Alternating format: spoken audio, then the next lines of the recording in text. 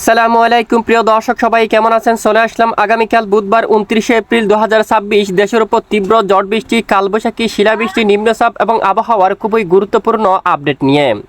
এবার আগামী 24 ঘন্টার মধ্যে আবারও জেলায় জেলায় ভয়াবহ কালবৈশাখী, ভারী থেকে অতি ভারী বৃষ্টিপাত নিয়ে দুঃসংবাদ জারি করলো আবহাওয়া অধিদপ্তর। বিশেষ করে দেশের দক্ষিণাঞ্চল থেকে শুরু করে বরগুনা, পটুয়াখালী, বরিশাল, বাগেরহাট, খুলনা, গোপালগঞ্জ, নড়াইল, যশোর, অন্যদিকে হাবড়া, চুয়াডাঙ্গা, ঝিনাইদহ, মাগুরা, রাজবাড়ী, ফরিদগঞ্জ, মানিকগঞ্জ, ঢাকা, নারায়ণগঞ্জ, টাঙ্গাইল, সিরাজগঞ্জ, কিশোরগঞ্জ অঞ্চল থেকে শুরু করে অন্যদিকে হবিগঞ্জ, শ্রীমঙ্গল, মৌলভীবাজার, দেশের পূর্ব দিকের একাধিক এলাকায়, চট্টগ্রাম বিভাগের বিভিন্ন এলাকায় হালকা থেকে মাঝারি এবং কোথাও কোথাও ভারী বৃষ্টিপাতের সম্ভাবনা রয়েছে। এছাড়া কোথাও কোথাও ঘন্টায় 60 থেকে 70 কিলোমিটার বেগে অস্থায়ী ধমকা বা জোড়া হাওয়া বয়ে যাওয়ার প্রবল সম্ভাবনা রয়েছে। এদিকে বঙ্গোপসাগর খুবই উত্তাল রয়েছে, সমুদ্র বন্দরকে 3 নম্বর সতর্ক সংকেত দেখিয়ে যেতে বলা হয়েছে।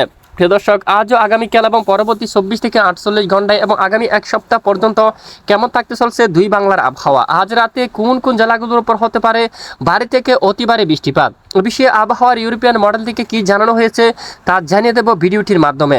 জানতে হলে ভিডিওটি না টেনে শেষ পর্যন্ত দেখবেন। ভালো লাগলে লাইক করে চ্যানেলটি সাবস্ক্রাইব করে পাশের বেল বাটনে ক্লিক করে রাখবেন। আর ভিডিওটি আপনি কোন জেলা থেকে লাইভ দেখছেন কমেন্ট করে জানিয়ে দিন। প্রিয় দর্শক, এই মুহূর্তে আমরা সরাসরি মেঘ বৃষ্টি মোড়ে চলে আসলাম। এই মুহূর্তে উপগ্রহ লাইভ স্যাটেলাইট ইমেজের পর দেখা যাচ্ছে দেশের আকাশ একেবারে ভয়ঙ্কর মেঘলার সঙ্গে ব্যাপক বজ্রসহ বৃষ্টিপাত শুরু হয়ে গেছে। সকাল থেকে ঢাকা বিভাগের অধিকাংশ এলাকায়, ময়মনসিংহ, সিলেট, কুমিল্লা, ব্রাহ্মণবাড়িয়া, আগরতলা, ত্রিপুরা রাজ্য এবং চট্টগ্রাম বিভাগের জেলায় জেলায় প্রচণ্ড ভয়াবহ কালবৈশাখী, শিলাবৃষ্টি এবং বজ্রসহ বৃষ্টিপাত হতে দেখা গেছে। এখনও পর্যন্ত আজ রাতেও দেশের উপকূলীয় অঞ্চলে মাঝারি থেকে ভারী বৃষ্টিপাতের সম্ভাবনা রয়েছে। বর্তমান লালমোহন, বরিশাল, জালকাঠি, পটুয়াখালী, মঠবাড়িয়া, কলাপাড়া, চরপেশন এই অঞ্চলে মাঝারি থেকে ভারী বৃষ্টিপাতের সম্ভাবনা। পাশাপাশি উপকূলীয় অঞ্চলে এবং দমকা বাতাসে কিন্তু বয়ে যাওয়ার সম্ভাবনা থাকবে এবং সাগরে প্রচণ্ড আকারে ভারী বৃষ্টিপাত হতে পারে। উপকূলীয় টেকনাফ, কক্সবাজার, রোকিয়া, সেন্ট মার্টিন, তারপর এদিকে কুতুবদিয়া, চকরিয়া, সাতকানিয়া, তারপর এখানে বাঁশখালী, চট্টগ্রাম, তারপর পটিয়া দিকে দেখুন ফটিকছড়ি উপজেলা সহ এখানে বেশ কিছু এলাকায় ঝিরিঝিরি হালকা থেকে মাঝারি ধরনের বৃষ্টিপাত হওয়ার সম্ভাবনা রয়েছে। এছাড়া আগামী 24 থেকে 48 ঘন্টার মধ্যে আবারও আবহাওয়ার বড় ধরনের পরিবর্তন রয়েছে, আবারও ভারী থেকে অতি ভারী বৃষ্টিপাতের সম্ভাবনা রয়েছে।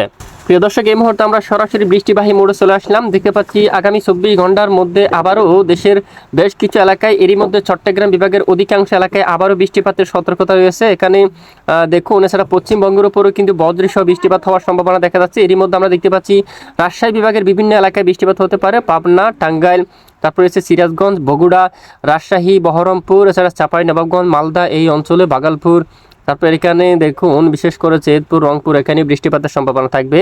ঢাকা বিভাগের উত্তরাঞ্চলে এখানে অধিকাংশ এলাকায় বজ্রসহ হালকা থেকে মাঝারি ধরনের বৃষ্টিপাত হওয়ার সম্ভাবনা। চাঁদপুর, নারায়ণগঞ্জ এদিকে, টাঙ্গাইলের দিকে বৃষ্টিপাত হতে পারে।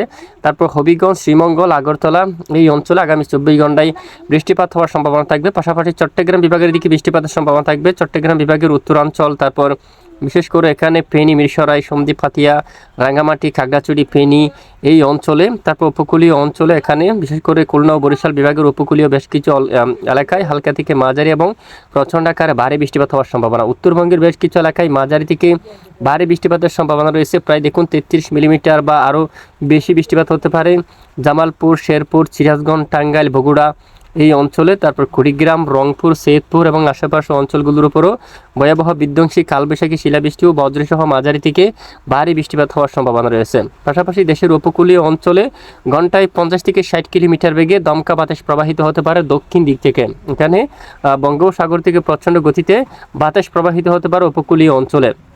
তো বর্তমান উত্তর বঙ্গোপসাগর খুবই উত্তাল রয়েছে, তাই অবশ্যই সতর্কতা অবলম্বন করতে হবে। তো এতক্ষণ আমাদের সঙ্গে থাকার জন্য অসংখ্য ধন্যবাদ।